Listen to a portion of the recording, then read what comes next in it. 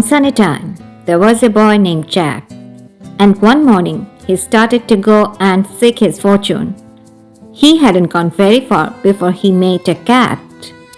"Where are you going, Jack?" said the cat. "I'm going to seek my fortune. May I go with you?"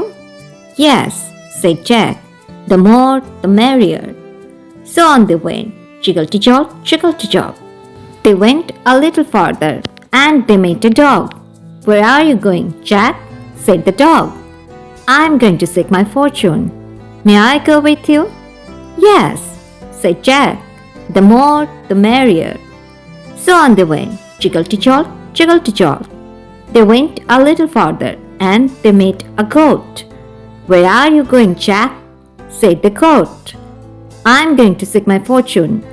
May I go with you?" "Yes," said Jack. "The more, the merrier." So on they went, jiggle-to-jog, jiggle-to-jog. They went a little farther, and they met a bull. "Where are you going, Jack?" said the bull. "I'm going to seek my fortune. May I go with you?" "Yes," said Jack. "The more, the merrier." So on they went, jiggle-to-jog, jiggle-to-jog. They went a little farther, and they met a rooster. "Where are you going, Jack?" said the rooster. "I'm going to seek my fortune. May I go with you?" "Yes," said Jack. "The more, the merrier." So on they went, jiggle-to-jog, jiggle-to-jog. Well, they went on till it was about dark, and they began to think of some place where they could spend the night. About this time, they came in sight of a house, and Jack told them to keep still while he went up and looked in through the window. And there were some robbers counting over the money. Then Jack went back and told them to wait till he gave the word, and then to make all the noise they could.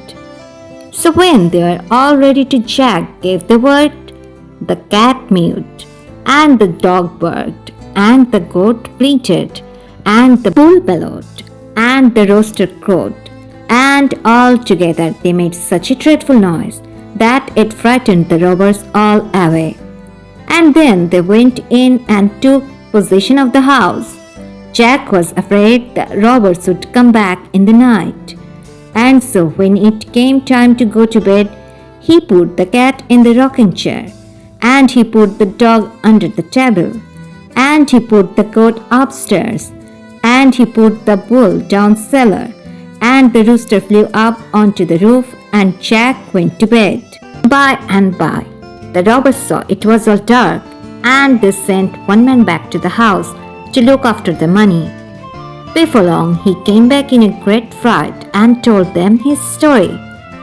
"I went back to the house," said he, and went in and tried to sit down in the rocking chair, and there was an old woman knitting, and she stuck her knitting needles into me.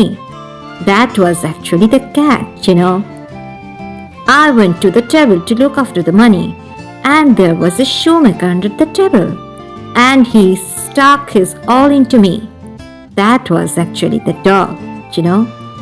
I started to go upstairs, and there was a man up there threshing, and he knocked me down with his flail.